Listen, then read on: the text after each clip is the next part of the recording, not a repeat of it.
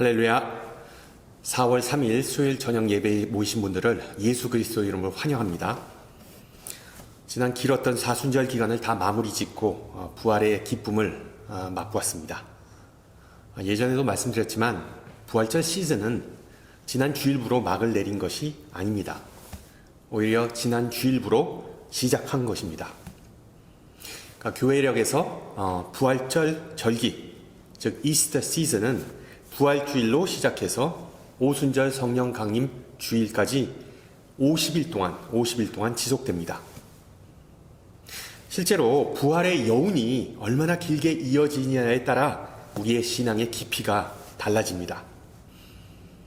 그래서 주님의 부활하심을 지속적으로 감사하고 찬양했으면 좋겠습니다. 이제 다 함께 사도신경으로 신앙 고백합니다. 나는 전능하신 아버지 하나님 천지의 창조주를 믿습니다. 나는 그의 유일하신 아들 우리 주 예수 그리스도를 믿습니다.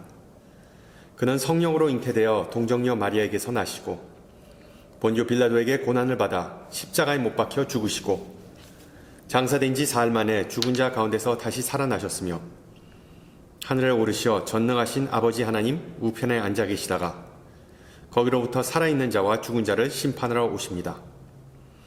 나는 성령을 믿으며 거룩한 공교회와 성도의 교제와 죄를 용서받는 것과 몸의 부활과 영생을 믿습니다.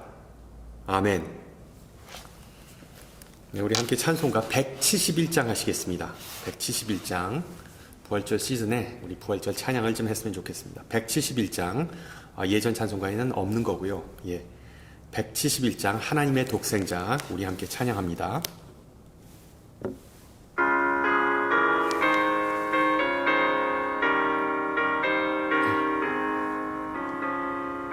하나님의 독생자 예수 날 위하여 오시었네. 내 모든 죄 사하시려고 십자가 지셨으나 다시 사셨네. 살아계신 주 나의 참된 소망 두려움이 사라지네. 사랑의 주내 갈 길 인도하니 내 모든 삶의 기쁨 늘 충만하네. 주 안에서 거듭난 우리 기뻐하며 찬양하리. 가슴 속에 넘치는 확신 우리의 가는 길에 소망 넘치네. 살아계신 주 나의 참된 소망 두려움이 사라지네. 사랑의 주내 갈 길 인도하니 내 모든 삶의 기쁨 늘 충만하리.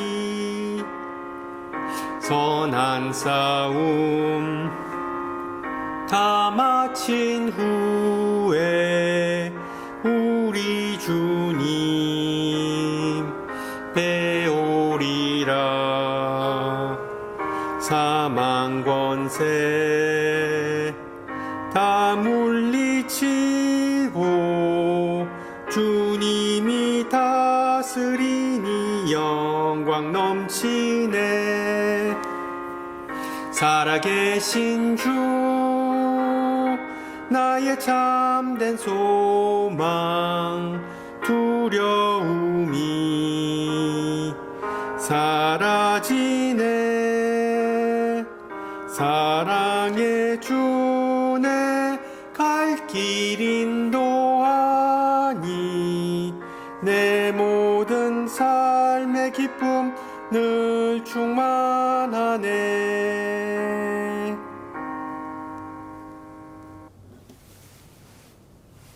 아멘. 아멘.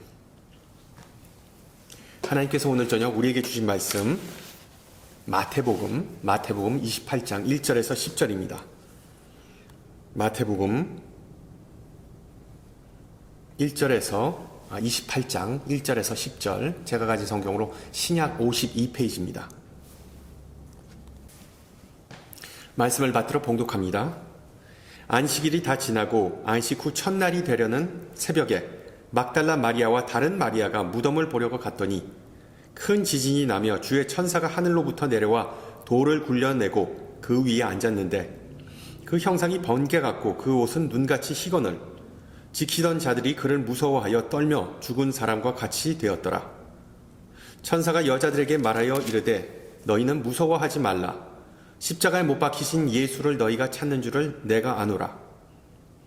그가 여기 계시지 않고 그가 말씀하시던 대로 살아나셨느니라. 와서 그가 누우셨던 곳을 보라. 또 빨리 가서 그의 제자들에게 이르되 그가 죽은 자 가운데서 살아나셨고 너희보다 먼저 갈릴리로 가시나니 거기서 너희가 배우리라 하라. 보라, 내가 너희에게 일렀느니라 하거늘. 그 여자들이 무서움과 큰 기쁨으로 빨리 무덤을 떠나 제자들에게 알리려고 다름질할세. 예수께서 그들을 만나 이르시되 평안하냐 하시거늘 여자들이 나아가 그 발을 붙잡고 경배하니 이에 예수께서 이르시되 무서워하지 말라. 가서 내 형제들에게 갈릴리로 가라 하라. 거기서 나를 보리라 하시니라. 아멘.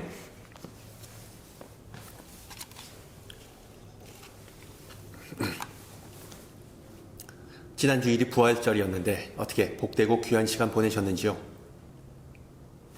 알다시피 부활절은 교회력에 있어서 가장 큰 절기입니다.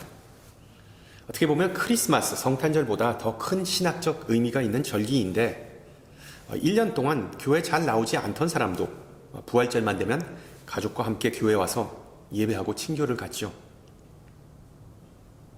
또한 부활절은 교회의 대표적인 성례전인 성찬식과 세례식을 거행하기에 가장 적합한 시기입니다. 그리고 많은 교회는 소위 말하는 이스터 셀레브레이션 워십, 즉 부활절 축하 예배를 부활절에 드립니다. 그런 맥락에서 부활하신 예수님을 기념하고 예수님을 일으키신 그 하나님께 영광 돌리기 위해 성가되는 칸타타를 열심히 준비하죠. 보다시피 부활절은 기쁨과 감사와 희망이 가득한 축제이자 축복을 상징합니다. 축제와 축복. 그런데 여러분 혹시 경사스러운 부활절 날에 큰 절망을 느끼거나 심지어 두려웠던 적이 있으십니까? 다시 기억하고 싶지 않을 만큼의 끔찍한 부활절을 보낸 적이 혹시 있으시는지요? 저는 아직도 4년 전에 있었던 부활절이 뇌리에 남아 있습니다. 알다시피 2020년 3월 중순에 코로나 사태가 공식적으로 선포되고 얼마 안 있다가 그 락다운 명령이 내려졌죠. 그리고 한 달쯤 지나서 4월 12일이 부활절이었는데 4월 12일 그날 아침에 교회 오는 길이 좀 오싹했습니다. 왜? 도로에는 차가 거의 다니지 않았고 거리에는 아예 사람이 없었습니다. 마치 지구 종말을 맛보는 듯한 그런 느낌이었죠. 게다가 교회에 도착하니까 주차장도 텅 비어있고 오직 저 혼자만 그 이른 아침에 교회에 와서 부활절 설교를 찍어야 하는 그런 상황이었습니다. 오직 그 카메라를 앞에 놓고 카메라만을 바라보면서 열변을 토했는데 어떻게 보면 부활절 아침인 것이 전혀 실감이 나지 않았습니다. 그 텅 빈 예배당에서 좀 힘을 좀 내보고자 손짓 발짓을 해가면서 설교를 했는데 나중에 코로나 사태가 끝나고 대면 예배를 다시 시작한 후에도 그 설교 중에 과장된 그 제스처, 손짓하는 그 버릇을 참 고치기가 힘들더군요. 저는 그 당시에 부활절 아침에 예수님을 만나러 갔던 이 여인들의 심정을 조금이나마 이해할 수 있었습니다. 물론 그때 저만 오싹한, 아찔한, 두려운 부활절을 경험한 것만은 아니었습니다. 이번 코로나 사태가 터지고 나서 또 하나의 이상한 사태가 발생한 기억 나시는지요? 어떤 연후에서인지 모르지만 갑자기 휴지가 동나서 공황과 그리고 또한 공포에 빠진 사람들이 생필품 사재기에 나선 일이 있었습니다. 기억하시죠? 그때는 빈 무덤이 아니라 상점에 있는 빈 선반이 empty shelves가 문제였습니다. 어떻게 보면 코로나 바이러스에 감염되는 것보다 집에 휴지가 떨어지는 것을 더 두려워했던 정말 비상식적인, 웃지 못할 그런 시절이었습니다. 여러분에게 있어 가장 큰 두려움은 어떤 것인가요? 여러 가지가 있을 수 있겠지만 많은 이들이 특별히 의식하지 않거나 의식하지 못하는 두려움이 하나 있는데 그것은 바로 타인의 시선입니다. 타인의 시선. 다른 사람이 나를 우습게 보거나 아니면 하찮게 생각한다는 그 두려움이 사람마다 다소 차이는 있겠지만 우리 모두에게 있습니다. 오늘 읽은 본문에서 예수님의 무덤을 찾아간 두 명의 마리아도 아마 타인의 시선이 다소 부담스럽고 두렵게 느껴졌을 겁니다. 실제로 예수님은 이틀 전에 이 십자가 위에서 흉악범으로 삶을 마감했기 때문이죠. 따라서 지금 우리에게 부활절은 기쁨의 상징이지만 예수님을 따랐던 당시의 제자들에게 부활의 아침은 정말 암울함의 극치였습니다. 암울함의 상징이었습니다. 심지어 그들의 심정은 두려움 그 자체였습니다. 오늘 본문에 묘사된 일련의 사건을 보면 왜 그들이 두려워했는지 충분히 이해가 갑니다. 새벽에 예수님의 무덤으로 향했던 그 두 여인, 그 두 마리아의 처지를 한번 생각해 보세요. 그들이 경험한 사건은 도저히 감당할 수 있는 종류의 것이 아니었습니다. 큰 지진이 나며 주의 천사가 하늘로부터 내려와 돌을 굴려내고 그 위에 앉았다라고 마태는 기록합니다. 인터넷에 올라온 통계를 봤는데 우리가 사는 이 캘리포니아 일대는 지진 위험지역입니다. 여러분도 아시겠지만 우리가 사는 캘리포니아 일대 지진이 끊임없이 발생합니다. 믿거나 말거나 하루에만 100회가 넘는 지진이 발생한답니다. 물론 그 대부분 규모가 작아서 우리가 아예 느끼지 못할 뿐입니다. 그리고 또한 우리가 사는 이 북가주보다 남가주에서 조금 더 큰 지진이 발생하는 것 또한 사실이고요. 그러나 오늘 본문에서 발생한 지진은 정말 공포감을 느끼게 했던 만큼의 강력한 지진이었습니다. 따라서 현장에 있던 모든 이들이 1차적으로 두려움을 느꼈던 것은 당연한 일이었습니다. 그런데 이들이 2차적으로 두려움을 느끼게 된 결정적 계기, 바로 갑작스러운 천사의 등장이었습니다. 짠! 하고 나타나서 혼자서 무덤을 막고 있던 그 큰 엄청난 돌덩어리를 굴려버리고 그 위에 앉아버렸습니다. 물론 예수님께서 죽음을 이기셨다는 사실을 상징적으로 보여준 것이죠. 특히 그 천사의 모습에 대해, 형상에 대해 번개 같고 그 옷은 눈같이 희었다라고 3절은 기록합니다. 결과적으로 무덤을 지키던 군병들은 그를 무서워 떨며 죽은 사람과 같이 되었더라고 4절은 기록합니다. 쉽게 말하면 초자연적인 현상, 초자연적인 존재를 목격한 군인은 졸도해버렸다는 것이죠. 그 로마 병정들, 아마 노련한 군인이었을 겁니다. 대로마 제국의 군인으로서 온갖 피와 죽음과 시체가 난무하는 많은 전투를 겪었을 겁니다. 그렇게 잔뼈가 굵은 이들이 생애 처음으로 감당할 수 없을 만큼의 맞설 장면을 목격했다는 것은 얼마나 그들에게 있어 두려움이 대단했는지를 짐작하게 해주는 대목이죠. 물론 부활절 스토리를 잘 아는 우리는 별로 감흥을 느끼지 못할 수 있습니다. 성경을 평면적으로 읽으면 그냥 그런가 보다 하고 지나칠 수 있는 내용입니다. 그러나 코로나 사태로 인한 휴지 부족 때문에 대중이 패닉에 빠졌던 그런 상황과는 비교조차 할 수 없는 두려운 사건이 예수님의 무덤에서 발생했다는 점을 우리는 주목해야 합니다. 여기서 흥미로운 점은 로마 군병들이 다 기절했지만 두 여인, 두 마리아는 정신이 그래도 멀쩡했다는 것입니다. 기절하지 않았습니다. 실제로 남자가 여자보다 더 대담한 것은, 더 용기 있는 것은 아니죠. 남자가 여자보다 더 용기가 있어야 된다는 것, 편견입니다. 번지 점프나 놀이기구를 타는 것만 봐도 남성보다 여성이 그것을 더 즐기는 경우를 볼 수 있습니다. 그렇다고 오늘 본문에 나온 이 두 여성도 두려움을 전혀 느끼지 않았다는 것은 아니죠. 5절을 보세요. 무서워하지 말라, 무서워하지 말라라고 천사는 말합니다. 여러분, 무덤 앞에서 그토록 요란스럽게 그리고 위협적인 방식으로 나타난 천사가 하늘만 치곤 좀 어이없는 내용이죠. 그래도 나름대로의 배려가 엿보이기도 합니다. 그 여성들의 심정을 헤아리고 위로와 용기를 북돋아주고자 하는 노력을 보여주고 있죠. 어느 성서학자는 무서워하지 말라가 성경에서 가장 많이 등장하는 명령이라고 주장합니다. 그의 주장으로는 성경에는 총 365개의 두려워 말라는 문구가 있는데, 그렇게 보면 하나님은 우리에게 하루에 한 번씩은 두려워하지 말라고 말씀하는 셈이죠. 여러분, 참 놀라운 일 아닙니까? 물론 성경에 두려워 말라, 영어로 do not fear or do not be afraid, 이런 정확한 문구는 대략 한 7, 80번밖에 언급되지 않지만 근심하지 말라, 걱정하지 말라 와 같은 유사한 표현을 다 합하면 365회가 아니라 400회, 500회는 훨씬 넘는다는 사실입니다.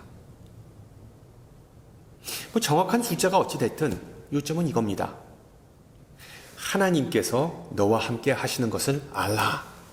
하나님은 스트레스와 위험과 불확실함 가운데서도 너에게 평안, 샬롬 주시는 분이시다.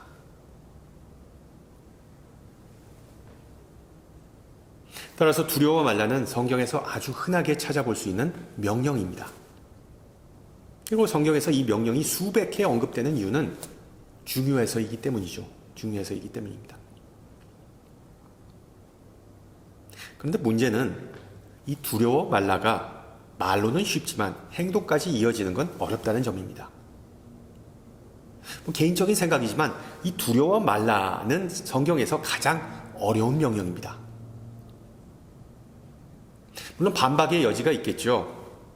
어떤 이는 뭐니 해도 10계명이 가장 어려운 계명이라고 주장할 겁니다. 예를 들어서 안식일을 거룩하게 지키라, 또 부모를 공경하라, 내 이웃의 집을 탐내지 말라 등등. 물론 우리 기독교의 주일이 The Lord's Day가 안식일, 사바스는 아니지만 주일 성수를 하는 게, 철저히 하는 게 얼마나 힘듭니까? 또한 부모에게 효도하지 못하는 경우가 얼마나 많습니까? 그리고 나보다 잘 살거나 잘 나가는 사람에 대해 질투심과 시기를 느껴본 적 얼마나 많습니까? 또 어떤 이는 주님께서 주신 최대의 계명, The Greatest Commandment가 가장 지키기 힘든 명령이라고 말합니다. 그게 뭡니까? 하나님을 온 마음과 정성과 뜻을 다하여 사랑하고 내 이웃을 내 몸과 같이 사랑하라. 우리 중에 하나님과 이웃을 그렇게 사랑한다고 자신 있게 말할 수 있는 사람 많지 않을 겁니다. 또 어떤 이는 산상수훈에서 예수님께서 주신 명령, 내 원수를 사랑하라, 내 원수를 사랑하라를 가장 지키기 어려운 계명이라고 말합니다. 이 계명 어떻게 보면 어려울 뿐만 아니라 불가능해 보이는 명령이기 때문에 우리는 아예 시도조차 하지 않죠. 마지막으로 예수님께서 제자들에게 주신 지상명령, 너희는 가서 모든 민족을 제자로 삼아 그들에게 세례를 주고 가르치라, 이게 있습니다. 자녀를 양육하는 것 쉽지 않습니다. 그러나 제자 양육은 또 다른 이야기죠. 타 종족, 타 문화, 심지어 타 종교를 가진 이들을 그리스도에게 인도하고 성숙한 제자로 키운다는 것은 선교사들에게조차 버거운 과제이기 때문입니다. 종합해 보면 성경에는 많은 종류의 계명이 존재합니다. 뭐 10계명, 최고의 계명, 산상수훈, 지상명령 등등.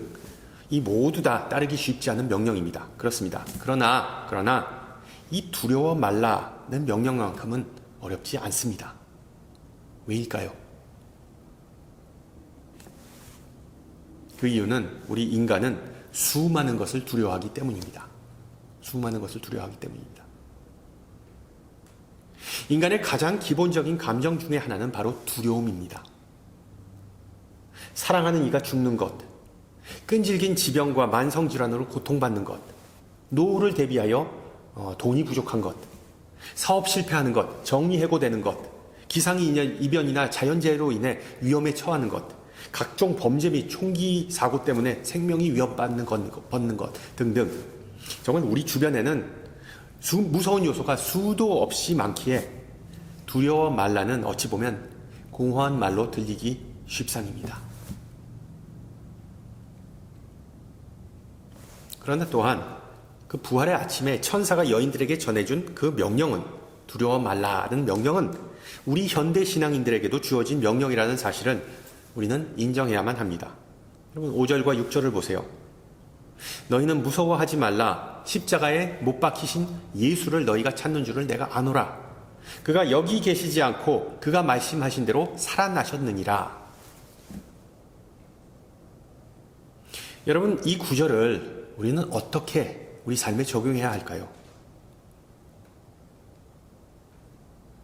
우선 천사는 우리 신앙인에게 가장 큰 두려움, 아니 최악의 상황이 무엇인지를 설명해주고 있습니다. 개인마다 최악의 상황이나 최고의 두려움 하면 떠오르는 것이 다 다를 수 있겠지만 우리 신앙인에게 있어 최악의 상황은 과연 무엇일까요?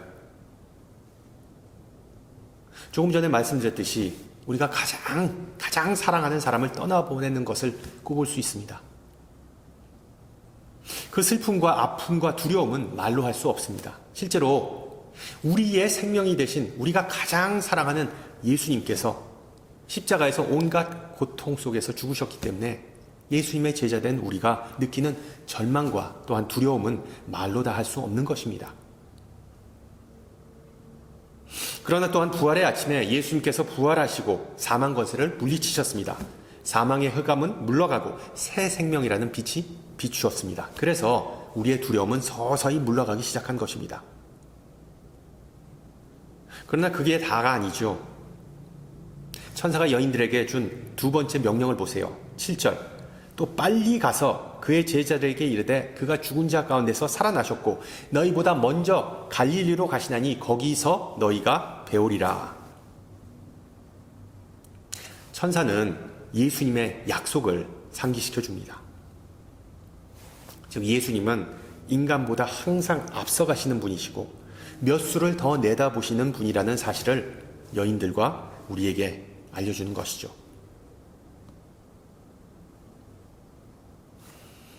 예수님은 그런 분이시기에 우리는 미래에 대한 두려움을 가질 필요가 없다고 천사는 암시합니다. 예수님께서 모든 것을 주관하시고 우리의 길을 인도하시고 예비하시기 때문입니다. 제자들을 먼저 갈릴리에 가서 기다리셨듯이 우리가 가는 인생이라는 길 끝에는 예수님께서 기다리시면서 결국 우리를 반겨주시기 때문입니다. 할렐루야. 따지고 보면 인간의 두려움은 대부분 미래에 대한 불확실성에서 기인합니다. 미래에 대한 불확실성. 예를 들어 비행기 여행을 꺼리는 이유 중에 하나는 비행기가 추락할 위험이 있기 때문이죠. 솔직히 요즘 보잉사의 그 결함투성인 737 맥스 그 비행기를 보면 충분히 근거 있는 두려움이기도 합니다. 또 어떤 이는 요즘 세상이 흉흉해져서 자녀를 갖는 것을, 아이 낳는 것을 두려워합니다. 또 앞서 말씀드렸듯이 모아둔 돈이 부족해서 은퇴를 미루고 두려워하는 사람이 있습니다. 이와 같이 근심, 걱정이 엄습해오면 당연히 하나님의 말씀이자 명령인 두려워 말라는 귀에 들어오지 않습니다. 우리가 그 말씀에 초점을 맞출 수가 없습니다. 그렇지만 부활하신 예수님께서 우리를 기다리시고 우리의 앞날을 책임지신다는 그 사실, 현세뿐만 아니라 내세에서도 우리의 소망 되신다는 그 사실로 말미암아 우리는 두려움을 극복할 수 있다고 성경은 말합니다.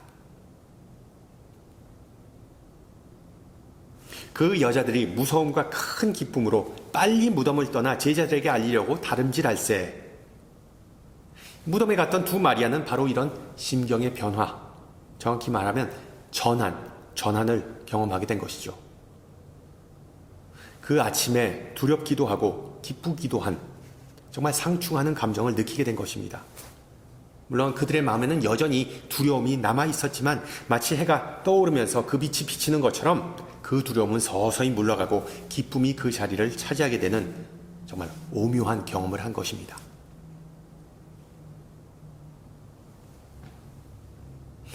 천사의 명령에 순종하니까 어떤 일이 일어났습니까?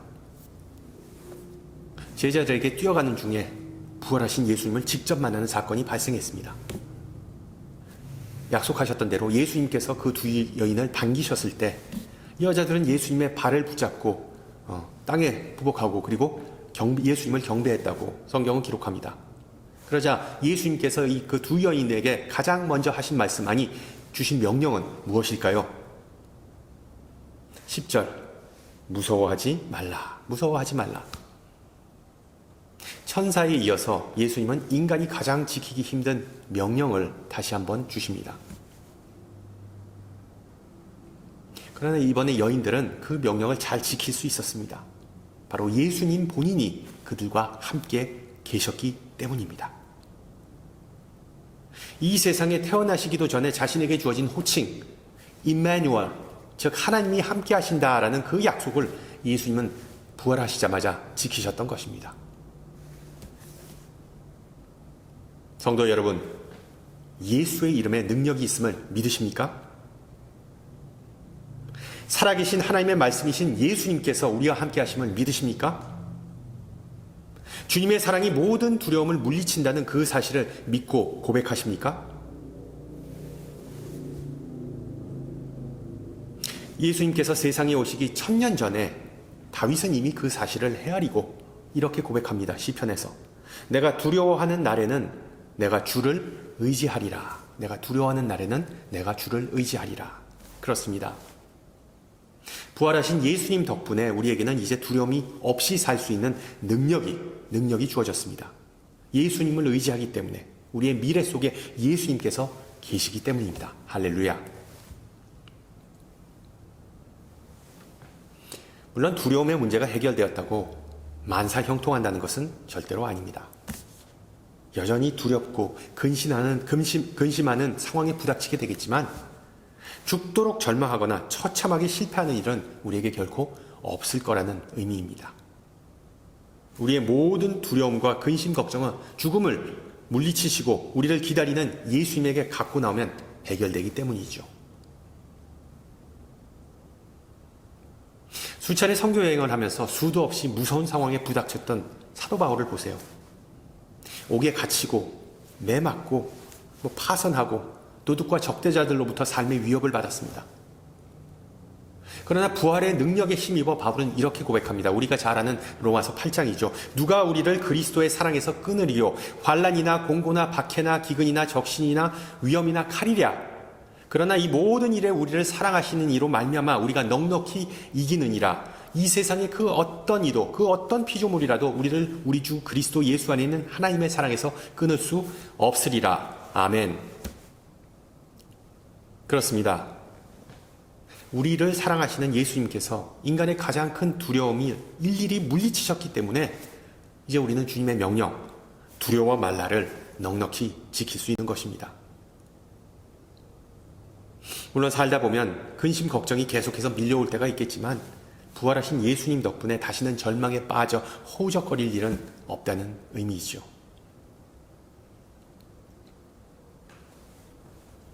생애 처음으로 기차 여행을 하게 된 어린이가 있었습니다. 기차 여행. 처음으로 기차를 타고 가다 보니까 그 멀리서 넓은 강과 수많은 물줄기가 그런 풍경이 보였습니다. 그 물을 보게 된 꼬마는 두려움과 걱정에 직면하였습니다. 기차를 타고 그 넓은 강을 어떻게 안전하게 건널 수 있을지 도저히 자기가 이해할 수가 없었던 것이죠. 그러나 점점 기차가 강을 향하여 계속 달리다 보니까 강 위에 다리가 놓여 있는 것을 보게 되자 마음을 좀 놓았습니다. 그리고 이런 경험을 한 번, 두 번, 세 번 하다 보니까 나중에는 의자에 기대고 안도의 숨을 쉬면서 이렇게 말했습니다. 야, 신기하다. 누가 우리를 위해 다리를 미리 쫙 깔아줬네. 여러분, 이것이 부활의 진리이자 원리입니다. 앞을 바라보면 무덤밖에 안 보입니다. 온갖 어두움과 문제와 시련밖에 안 보입니다. 그러나 점점 우리가 미래로 나아갈수록 갈릴리로 향하는 길이 보이기 시작합니다. 그러면서 하나님께서 우리를 위해 다리를 예비하셨다는 사실을 깨닫게 됩니다. 할렐루야.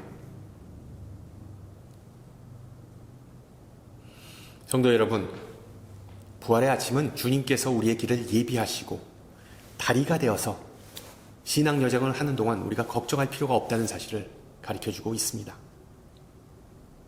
특히 인생의 거센 파도를 맞이하거나 그 벼랑에 섰을 때 승리하신 예수님의 말씀인 두려워 말라에 귀를 기울이고 우리의 최종 목적지인 갈릴리, 즉 하나님의 나라를 소망하시기 바랍니다. 그래야 하나님께서 예비하신 미래로 여러분의 발걸음이 인도를 바꾸는 그런 놀라운 역사를 경험하시기를 축원합니다. 함께 기도합니다. 사랑이 많으신 주님, 그리스도의 삶과 죽음과 부활을 통해 우리에게 새 생명 주시고 하나님 나라의 백성과 자녀 삼아주심을 감사드립니다. 오늘 저녁 마태복음을 통하여 부활의 사건과 그 의미를 다시 생각하면서 우리가 사는 지금 이 삶의 자리와 상황 속에서 주님의 사랑과 은혜를 일깨워 주심을 감사드립니다. 특히 부활의 첫 증인된 여인들의 모습 속에서 우리 자신의 모습을 돌아보게 하심을 감사드립니다. 비록 우리가 주님을 믿고 의지한다고 입술로는 고백하지만 수많은 두려움과 의심에 휩싸여 절망할 때가 있음을 고백합니다. 이 세상을 보면 암울한 모습밖에 보이지 않고 또 귀에 들려오는 소식은 우리의 마음을 무겁게 하지만 빈 무덤과 두려워하지 말라는 명령을 통해 주님은 우리에게 위로와 용기를 주셨습니다. 그리고 앞서가서 기다리신다는 약속을 통해 주님은 현재와 미래를 바라보시고 예배하시는 우리의 산 소망이심을 알려주셨습니다. 우리의 연약함과 변덕스럼에도 불구하고 우리를 부르시고 우리를 신뢰하시고 나아가서 복음을 전하라고 명하신 주님, 부활의 능력과 생명을 온 세상에 알리고 나누고자 하는 그 마음을 회복하기를 소망합니다. 부활에 증인된 우리의 신앙과 삶을 통해 많은 이들이 주님을 만나고 응접하는 은혜와 축복이 있게 하옵소서. 함께 주님 가르쳐 주신 기도합니다. 하늘에 계신 우리 아버지, 아버지의 이름을 거룩하게 하시며 아버지의 나라가 오게 하시며 아버지의 뜻이 하늘에서와 같이 땅에서도 이루어지게 하소서. 오늘 우리에게 일용할 양식을 주시고 우리가 우리에게 잘못한 사람을 용서하여 준 것 같이 우리 죄를 용서하여 주시고 우리를 시험에 빠지지 않게 하시고 악에서 구하소서. 나라와 권능과 영광이 영원히 아버지의 것입니다. 아멘.